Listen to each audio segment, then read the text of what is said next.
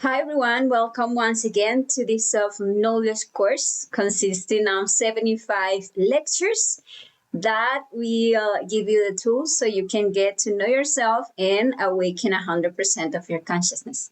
Today we are going to be studying the lecture number 17, a very important lecture in which we are going to explore the three factors of consciousness revolution. Those are the only three objective works that we must do if we really want not only to awaken our consciousness but to revolutionize our consciousness. So the objective of today's lecture will be to know these basic tools that will allow us to reach the self-realization of our being. And these three factors for revolution are to be born, to die, and to sacrifice. To be born is actually related to the spiritual birth, to a work of creation that we must do in ourselves. That implies that we need to start making a wise use of our sexual energy, understanding the value of our energy, that if we really want to get out from the state in which we are right now, degenerated, right, weak, we must value our energy. We need to know how to save our energy and how to use it wisely to start creating ourselves internally. And that is to be born in the spiritual realm, right? Because we need to fully develop those bodies that will allow us to be there alive, let's say, in that spiritual realm, right? And to die is about eliminating within us all the causes of our ignorance, all the causes of our suffering, of the misery in which we live, and of our degeneration. Sorry, and those are our negative ways of being, or what is known as our ego, right? So that is to die. And to sacrifice is nothing more than sacrifice from our time to share with others those three factors, that important information that we are receiving, that we are applying, that we are verifying, right? And that can help all humanity to reach the purpose from which all of us came here to, which is to achieve the self-realization. And it is only through that conscious revolution that we are going to start within ourselves that our regeneration, the regeneration of the human being, is going to be possible. So let's start explaining what this first factor for consciousness revolution is: to be born, right? As I was saying, it is related to the spiritual birth, right? It's about being born in that spiritual realm, right? And for that, we need to know that we not only have this physical body that allow us to have a presence here in this third dimension or this physical realm, right? But we have seven bodies. Actually, in the lecture number 10, we were exploring these seven bodies, their functions, their characteristics, and so on. So if you haven't watched that video yet on the lecture number 10, you can look for it here in this Facebook page or in this YouTube channel, because all those lectures always remain there recorded, right? So you can go there and watch this explanation on these seven bodies. So we are not only a physical body, but a vital, an astral, a mental, a causal, a bodic, and an atmic bodies. Those bodies allow us, or allow our essence, to have a conscious presence in the different dimensions of nature, right? But what happens that because we are in this lunar state, because we are degenerated, our physical and vital body, even though they are fully created, they are in this degenerated state. They are in this lunar state. And we must do a conscious work wisely using our sexual energy to regenerate these physical and vital bodies, right? And of this astral, mental, and causal body, we only have like an embryo, like a principle that allows us, yes, to do, let's say, the brief conscious projections on those dimensions to which they belong, that are the fifth and the sixth dimension. And that, for example, the astral body allows us to go and dream every night to the fifth dimension. and allow us to feel. The mental body allows us to think. The causal body allows us to have that principle of will that we use to deny ourselves the desires of our ego. But we must develop these bodies. If we really want to have presence in those superior dimensions, we must make that wise use of our sexual energy in order to completely form those bodies inside of us. Those buddhic and ethnic bodies, they are already lifted up. We don't need to create them, but because of our lunar state, we are disconnected from those superior bodies. So in order for us to go and join those bodies of light, right, that belongs to the sixth and the seventh dimension, we need to first use the sexual energy to regenerate and create the previous five bodies. And to do so, we are going to start wisely using our sexual energy by practicing a superior form of sex. As the physical body was created in sex, right? All those internal bodies, the same, are going to be created in sex, but not in that common practice of infrasex that all of humanity practice, but a superior form of sex that is also known as sexual transmutation. And there are certain requirements for that practice to be a superior practice of sex. First, we need to, or there needs to be in that practice, fidelity.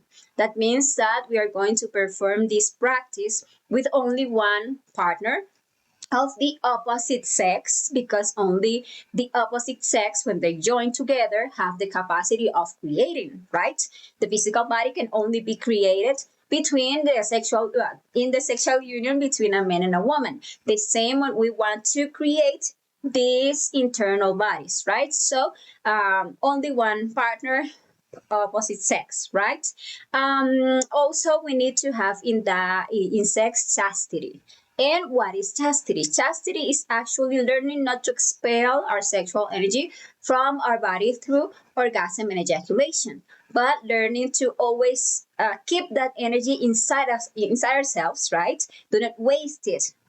Yeah, not neither in the practice of sex, neither outside the practice of sex. So what we're going to do, we're going to join sexually our partner, and we are going to transmute that energy through our spinal column in order to fill ourselves with our energy, in order to condense that energy in our spine, creating those bodies. Firstly, regenerating the physical body, later regenerating the vital body, and later creating the mental, astral, mental, and causal body. So that is chastity. Never reaching orgasm and ejaculation, which is fornication. And the last requirement for this practice is love. And love is that respect, is that spiritual longing, right? That we share with our partner, that that guide us, right, to respect on our partner, to comprehend that our couple is very important, very viable, very valuable, and well, that spiritual longing that we share together is actually the love that we are going to bring to this practice. And well, when in the place that we perform this practice, it cannot be practiced anywhere, but we need to have this room specially dedicated for this practice, right? The room that the couple share together is going to be like that special sacred place where they are going to perform this practice, which is actually a practice of high magic, sexual magic.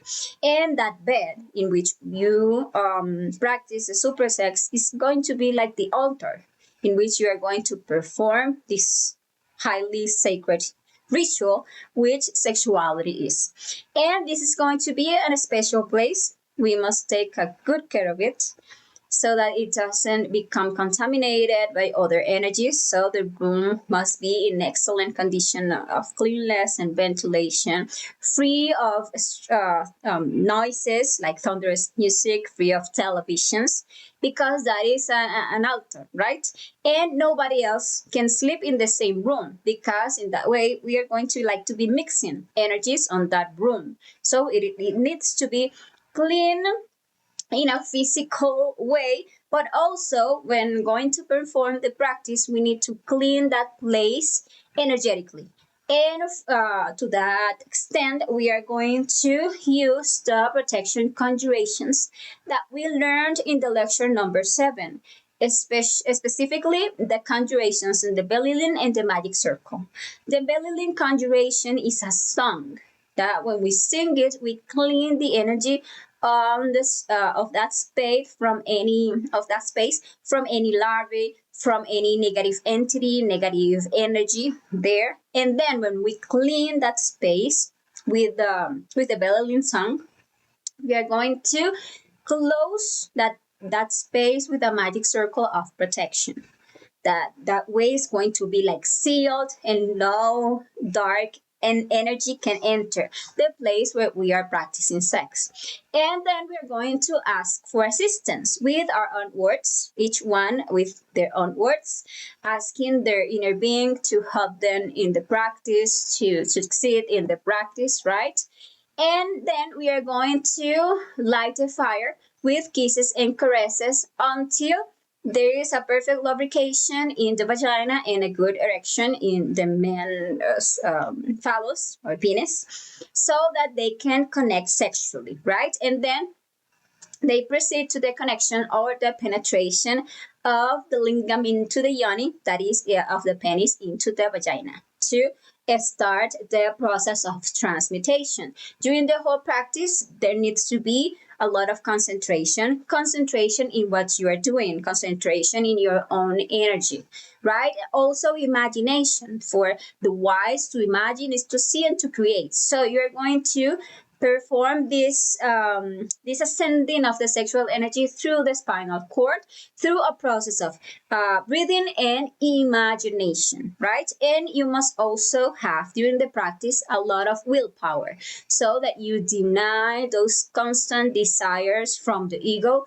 to reach fornication, to reach the expelling of the sexual energy through orgasm and ejaculation. So all the time you're going to avoid the overexcitation, but you are going to remain there concentrated in the practice that you are doing, right? So once you are already sexually connected with your partner, you're going to start transmuting all that sexual energy that is already activated in your sexual gonads. And the process of transmutation consists on making this breathing process that has 3 stages, right?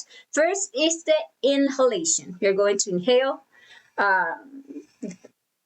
lengthily. You're going to inhale slowly, hopefully reaching 20 seconds in the inhalation, but don't push yourself, right? You're going to inhale slowly, and that breathing capacity is going to become stronger with the practice. So you're going to inhale slowly, imagining the entry of the air into the lungs, taking that air into the sexual gonads. And when reaching there, you're going to hold the air, right? And while you retain, that is also going to be slowly, you're going to imagine and feel like that sexual energy that, like a golden thread, goes from your sexual glands to the basis of your spinal column, that is the coccyx bone, right?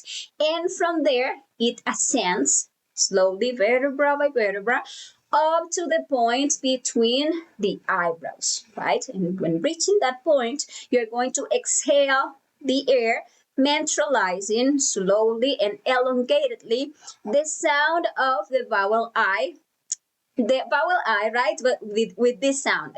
E, because this sound comes from the Latin ignis, that means fire, okay?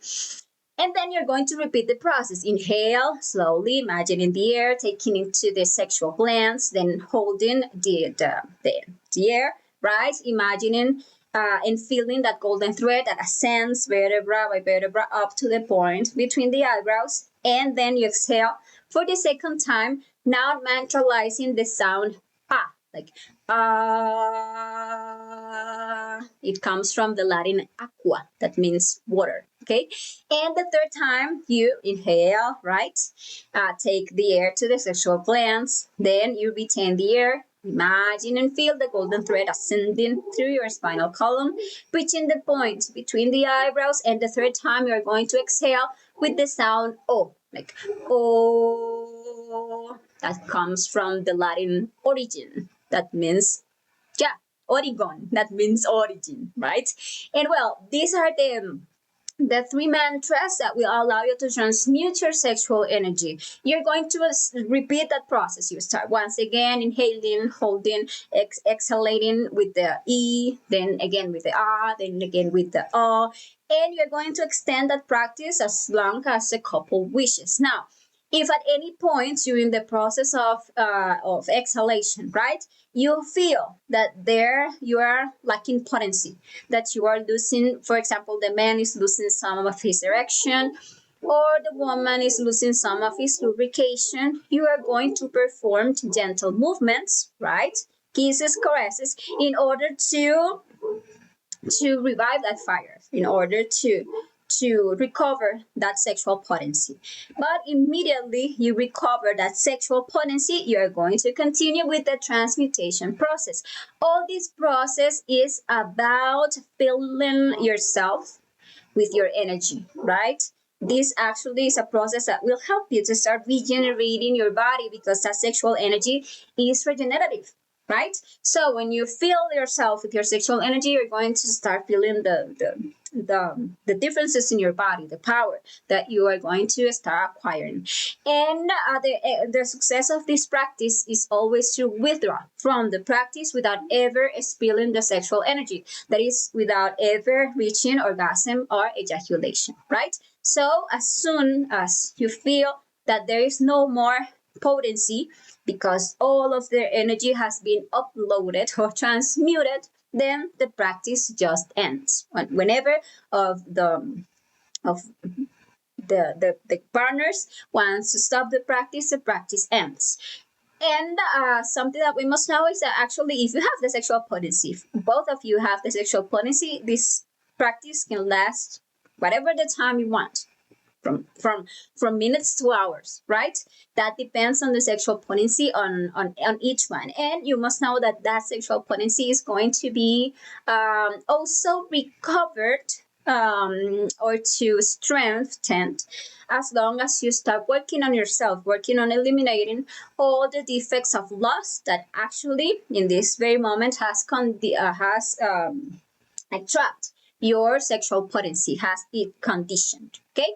And well, that is the sexual practice. With that practice, you're going to transform yourself. You're going to be able to create yourself internally. If you decide to change the way in which you currently practice sex to this practice of sex, you're going to start verifying for yourself the results, right? The transformation that is going to start becoming in yourself, in your physical body, but also in the consciousness that you're going to begin acquiring in the different dimensions of nature, because of the development of those bodies. If you don't have a couple yet to practice this superior form of sexuality, you must start working on yourself, on eliminating the defects of lust, right? The defects who wants to expel the sexual energy, for example, through masturbation or through casual sex and so on, so that your inner being guides you to a couple, to someone who really is interested in doing this work, so that you start working on yourself in the process of spiritual birth. Okay. There are certain recommendations to take into account when practicing the suprasex. One is to practice only once at night, right? From one practice to the other, we must wait at least 20 hours, okay? So that the energy is like replenished in the sexual glands, so that we don't harm our sexual glands and our sexual energy. Also, each one must concentrate on their own energy, right? As each one works with their own energy. So concentration must be focused not in the couple's body or process, but on our own energy, right? And after practice, we must wait at least 2 hours before washing ourselves, before taking a shower, because here we are working with electromagnetic energy. So if we like take a bath right away after performing the practice, you are going to harm our sexual glands. You're going to harm even our head, our spinal column. And so if you need to take a bath, wait at least 2 hours. And another recommendation is not to do the practice neither during the menstrual period or the lactation process, right? You must respect that process in case it takes place. It is important to know that in this practice, we must not use contraceptives because they isolate the creative process, the creative capacity of the sexual energy. And we must bear in mind that this practice is in itself a natural control of fertility. Okay.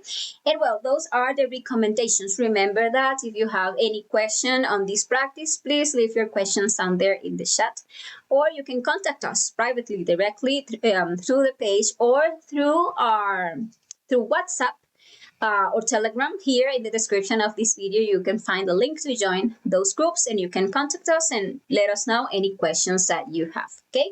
And well, that was the first factor, which is a spiritual birth or to be born. Okay. And the second factor is to die, which is practicing the psychological death, because there are many things within us that must die if we really want to be born spiritually.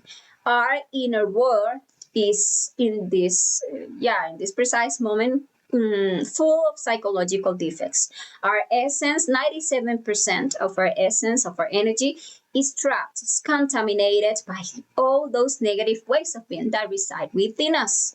We have anger, we have envy, we have laziness, we have jealousy, we have tyranny, we have lust, masturbation, pornography, we have pride, self-sufficiency, self-pity, a lot of psychological defects that manifest within us from moment to moment. And if we want the virtues of the soul to be born in us, we need to start working on eliminating all of that is impure, all of that is that have our consciousness trapped. We need to start this conscious revolution within ourselves from all the psychological defects that live within us. And to do so, we must start by observing ourselves, by observing our inner world, to make ourselves aware of what is going on inside us, because we are so used to staring at the external world, using only the physical senses to focus on this external world. But if we really want to advance in our inner work, we must start observing our inner world. And for that, we have a sense that is actually here. That is the third eye, or the sense of self-observation, or the clairvoyance. That third eye is actually what will allow us to know ourselves, to see what is going on inside ourselves, to observe that inner world. And what can we observe in our inner world? Where actually our emotions, everything that is moving on in our emotions, our thoughts, everything that is there in our thoughts, whoever is there projecting these thoughts, projecting fantasies, right? Having this constant mental chatter. And also we must observe our desires. Also we must observe all the tensions that manifest in us, all the sensations that manifest in us, because there, in that mysterious and wonderful inner world, is where we are going to find all those psychological defects that we have, right? And that we must start to understand them and to eliminate them by the process of psychological death. 97% of our essence, of our consciousness, is currently trapped, is currently conditioned on those negative ways of being. But as long as we start working on observing, understanding, and eliminating them, small portions of our consciousness will become liberated, and they are going to start awakening. So if right now all humanity only have a 3% of consciousness, when we start working on the psychological death, we start like liberating consciousness is coming to a 4%, a 5%, 6, 7%, and the goal is to reach the 100% of awakened consciousness. So we are going to be observing ourselves at all times because this is wonderful. This is so powerful. You can be here, right now, here and now. We must be here and now because only in the here and now we can observe ourselves. So we are here and now, living the present moment, doing anything. Let's say I am right now here recording this video for you, and at the same time I must be alert of myself, of what is going on inside myself, of what is going on inside my emotion, inside my mind, right, in my whole body, in my sexual part. What is going on? If there is any reaction at any moment, you must judge yourselves to realize if that reaction comes from your consciousness or if it comes from a psychological defect. If it comes, for example, from laziness, or if it comes from fear, or if it comes from anger, right, or if it comes from jealousy, or if it comes from whatever defect. So once you realize, because when you observe, you understand, because the comprehension comes when you judge yourself. The comprehension comes from the pineal gland, and you manage to understand that that is manifesting in you is psychological defect. And once you understand that, you must plead for its elimination. All of us have this powerful force in our consciousness, which is our divine mother, our particular divine mother, which is the force of love of our consciousness that has the power to disintegrate any psychological defect that is inside ourselves that we have observed and understood, right? And once we already know that is a psychological defect, that is the manifestation of the ego, we mentally ask, my mother, eliminate this from me, eliminate this defect from me, or kill this I, because they are eyes. I am this, I desire this, I think of this. They always present themselves in first person. So we can ask for the elimination of them to our divine mother, right? And she's going to act. She's going to eliminate that psychological defect, and we are going to feel the relaxation, right? And when the mother act, actually we feel how we are freeing ourselves. But we must be detailed. Every detail that we discover, every sensation, every thought, every emotion, every tension, every desire must to be judged. Yes, to come to understand the defect behind and eliminate it. And that is the psychological death, right? And that is something that we must perform from moment to moment in order to release and integrate our consciousness, which is part of this work of revolution of our consciousness. That sense of self-observation is actually atrophied in all humanity due to lack of use, right? Because we are so used to just looking outside. So this third eye is like closed, and we need to start awakening. But as we work on observing ourselves, on observing that inner world from moment to moment, that sense of self-observation will progressively become sharper as we are using it, until we completely awaken that third eye and we have that power to observe perfectly ourselves from at every moment and to transform ourselves from moment to moment. So don't feel like bad, or don't feel that this is not true just because you're trying there to observe yourself and you manage to see only one defect, two defects, maybe three details.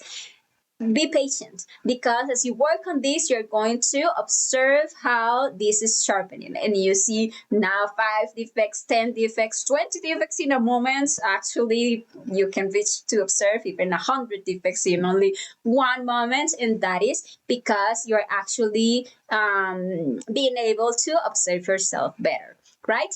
And well, let's take an example to illustrate this. Let's say that we are, I don't know, driving our cars on a street, or walking on a street. Let's say driving a car, because this is an example that we have here. And this other guy in this car cuts off our car, almost scratching ourselves, right? Almost having an accident. Everything that arises in us in that moment, if it is fear, if it is anger, if it is all those defects that start talking in our mind, saying a lot of things, the desire to go to reach that person, to fight, to call him stupid, to insult that person, all those desires and even those voices that we hear inside of us are part of the ego, are actually psychological defects manifesting in that situation that take over the human machine. We don't have the power to remain relaxed. We don't have the power to act consciously in a situation like that and in any other situation, because all those psychological defects are there and they take over the human machine and lead us to act in a wrong way, right? We lack consciousness, but the consciousness we actually lack is there, trapped on those psychological defects. All the emotions that we feel in that situation are part of our ego, are part of our psychological defects. So if we at that moment self-observe ourselves, discover all those reactions, and start asking for death to our divine mother, for all those details that are there manifesting, then we are going to be releasing consciousness, right? Liberating all those consciousness. And then we are going to be able to act in that situation calm, balance, with consciousness, right? And the same we're going to do with every situation that we live. Yeah, we must self-observe ourselves at all times to discover those defects, to remain in a state of consciousness here and now, to act consciously in front of any situation. But for us to act consciously, we need to work on ourselves. We need to observe, understand, and eliminate all those psychological defects that mechanically take over our physical body at all times, leading us to act in a wrong way. If we are there, observing ourselves at all time, asking for death for everything that is manifesting in us, even in this precise moment, that is known as ongoing death or death emotion. It's the same because we are there at the moment performing that psychological death. It actually involves staying awake all day so that we can observe every detail that manifests in us. And if we, for example, take some minutes during the day to reflect on the different situations that we have lived during that day, we are going to make new discoveries. And we are going to, in that meditation, we are going to continue pleading our Divine Mother to disintegrate every defect that we managed to understand, that we couldn't observe in that moment, but that in that meditation we could observe. And when we understand them, we are going to ask my mother, eliminate this detail, this defect, this sensation, this desire, and so on. And then that procedure is called reflective meditation. In the lecture 22, we are going to be explaining in detail what reflective meditation is about, okay? And that reflective meditation is amazing. Actually, it helps us free great amounts of consciousness. And well, that is the second factor, the psychological death. The third factor for of consciousness revolution is the sacrifice for humanity. This is the factor that is going to give you the power, the strength, the force, so that we can perform the other two factors, right? From here is also from where you're going to get the merits of the heart, so that you can advance in that inner work. And what is sacrifice for humanity? It's nothing more than sacrificing from our time to selflessly share this knowledge that you are receiving with all humankind.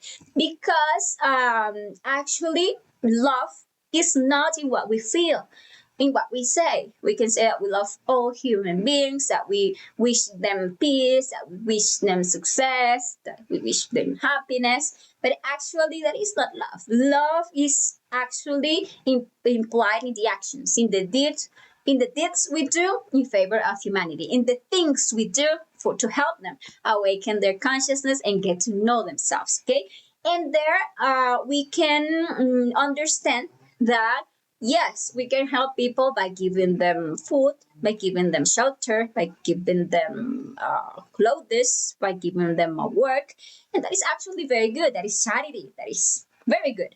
But the best help that you can give to anyone is to give them the tools so they can get to know themselves, so they can manage to get out from the state that they are currently in, right?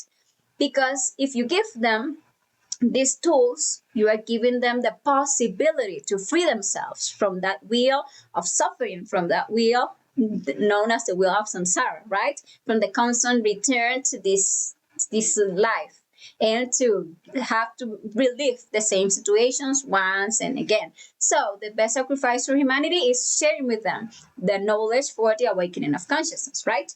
But there are certain conditions for us to deliver this knowledge with humanity. The first one is that we must deliver this knowledge totally for free, never charging for it. Because when we charge for the knowledge that we are given, we turn the knowledge into a business. And that is actually the mistake that made all religions, right? So we must keep it free, yeah, with no interest behind. Also, we need to give it to the entire world without restrictions of race, age, social, or economic position, gender. No, to everyone, because all of us are the same. Sparks of consciousness that came here from the very same source, the sacred absolute sun, to have this physical experience. So we must give it to the entire world. Also, we must deliver pure without adding any other things. We are receiving it, totally pure. That way, we must give it to other people. We must not take away or hide anything of it, because if we do so, we are going to be adulterating the knowledge. The same, we must not mix it with any other knowledge. We must keep it completely pure and give it to the other people. So those are the conditions. Give it for free, give it to everyone, and give it pure. Okay? And well, why should we sacrifice ourselves for humanity? The first reason is because it is absolutely necessary that we develop the law of love in ourselves, that we start de-egotizing ourselves, that is, stop being selfish. Yeah, abandon the egoism, because that is the only way in which we can start vibrating in love, right? Because an act of love, which is what we are doing, is nourished by love. Okay. Also, we must sacrifice for humanity because it is absolutely necessary that we make the merits of the heart that will allow us to advance in the work of spiritual birth. So the creations of these bodies will require from us merits, right? And those merits are the love that we show by helping others. Also, we need to sacrifice our humanity in order to advance in the process of psychological death. We have many psychological defects. For example, we have a defect of depression, let's say, and we want to eliminate it from our psychology. But actually, that defect has its own karmic debt. And if we want to eliminate that defect definitively, we need to pay for that debt, right? We need to pay no longer with pain, but with love. Or we have this defect of anger, of impatience, and it's very strong in us. Well, actually, that defect has its own karmic debt, because out of anger we have performed many harms, right? And now we are paying for those debts with pain. And if we want to eliminate the defect and stop paying for those debts with pain, we need love, right? If we don't do so, if we don't sacrifice for humanity, then we are going to become stagnated in the work on any psychological defect. So these three factors must be taken like at the same time. We must be burning. We need to be. I'm sorry. We need to be practicing a spiritual birth, the sacrifice for humanity, and the psychological death at the same time, so that these work. Okay. And we actually owe the karma of 7 existences. In the lecture 13 we were talking about loss of karma and dharma, and if we intend to attain self-realization, we must pay for all that karma that we owe. and we pay it with dharma. And dharma, we receive the dharma with the sacrifice for humanity. When we give wisdom, we receive wisdom. All of us, we all have one wisdom, right? But the only real way to obtain wisdom, real wisdom, is by helping others to reach the light, right? And well, how are we going to sacrifice ourselves for humanity? What are the ways? Well, first of all, studying the lectures, right? By attending these videos, you are like performing a primary form, of sacrifice for humanity. And then you're going to invite people, right? You're going to invite your friends, your family, your acquaintances to attend the lectures, to reach the knowledge, right? And then you're going to continue by inviting people you don't know to attend the lectures. You can invite them through social media. You can invite them in person. You can, for example, print flyers, right? To hand them flyers so that they can reach the page, reach the groups, reach the lectures, and receive them. And making any type of advertisement, publicity campaigns so that you can reach the knowledge to humanity, giving introductions about this knowledge, the things that you have understood. You can share that with the people you know, and with even with strangers, right?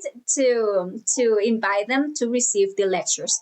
Then what is the next step? Well, you start preparing yourself to teach the lectures. So what you do, you start studying the lectures, the set of 75 lectures, and you can, for example, talk to any of the instructors to train you, to listen how you teach the lecture, to correct anything that you maybe are doing wrong. And that way you're going to be like preparing yourself to teach the lectures, and then you start teaching the lectures to others by any means you find. It can be in the social media, like we are doing right now. It can be in a presential form, right? Like having that space, inviting people to teach them the lectures. You can start opening places or spaces where these teachings can be taught, right? Later, when you have those people that are there receiving the lectures, that are there, for example, having the longing to prepare themselves, then you start preparing them for them to continue teaching the knowledge to all humanity. And motivating people to start the practice of the three factors is another way to do sacrifice. And a perfect way to do sacrifice is also to work on yourselves, to awaken yourself so that you can be able to guide others in a better way each time, right? If you, for example, can speak in a different language, you can, for example, reach the people on that other language. If you can move to another country and reach the knowledge to the people in that country, you can do so. And all of those are ways to sacrifice yourself for humanity. And well, that is actually the third factor for of consciousness revolution. Those are the only three works that if you do them, you are going to see real results on the process of awakening of your consciousness of about knowing yourself. And this is the lecture of today. And I want to invite you for our next lecture that we are going to be sharing with you next Monday, in which we are going to be talking about the inner chatter and the psychological song, which are two aspects of our mind that drain a lot of energy from us. We need to reach that inner silence in order to connect ourselves with our inner being, in order to listen to the voice of our inner being. So it is very important that we don't miss that lecture and that we learn how to work on the inner channel and on the psychological song. Thank you very much to all of you attending this video. Remember that here in the description of this video, you can find the link to join our groups and to receive also complementary material on each of these topics. And well, thank you very much for being here, and see you the next time. Bye bye.